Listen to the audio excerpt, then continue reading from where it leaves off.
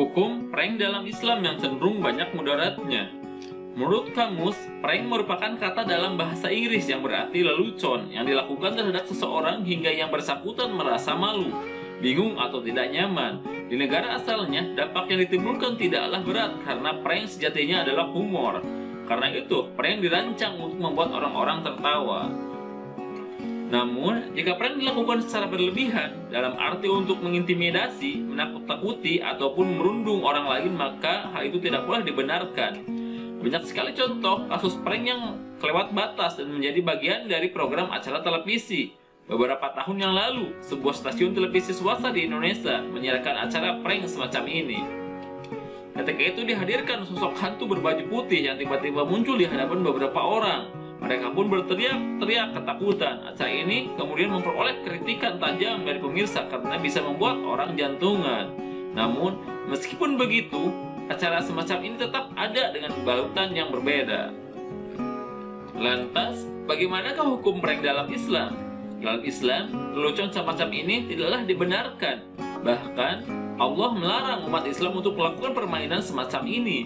Karena dalam prank, seseorang akan ditertawakan karena ketidaknyamanannya. Kalau semua yang terjadi hanyalah lelucon, dalam Al-Quran, Allah Subhanahu wa Ta'ala berfirman yang artinya, "Hai orang-orang yang beriman, janganlah sekumpulan orang laki-laki merendahkan kumpulan yang lain. Boleh jadi yang ditertawakan itu lebih baik dari mereka. Dan janganlah pula sekumpulan perempuan merendahkan kumpulan lainnya. Boleh jadi yang direndahkan itu lebih baik. Dan janganlah suka mencela dirimu sendiri. Dan jangan memanggil dengan gelaran yang mengandung ejekan. Seburuk-buruk panggilan adalah panggilan yang buruk sesudah iman. Dan barang siapa yang tidak bertobat, maka mereka itulah orang-orang yang zalim." Quran Surat Al-Huzarat ayat 11.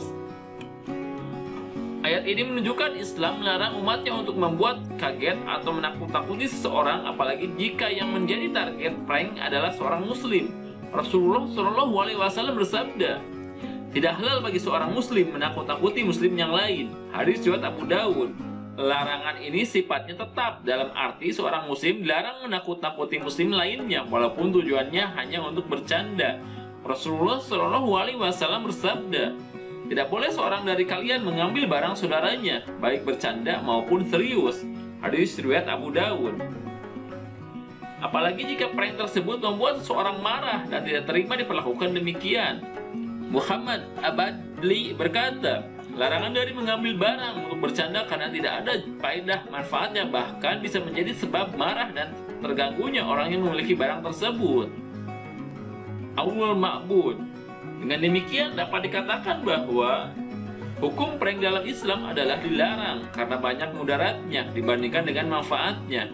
Demikianlah ulasan singkat tentang hukum prank dalam Islam. Semoga kita bisa menyikapi setiap tren yang bermunculan di tengah masyarakat dengan baik dan bijak.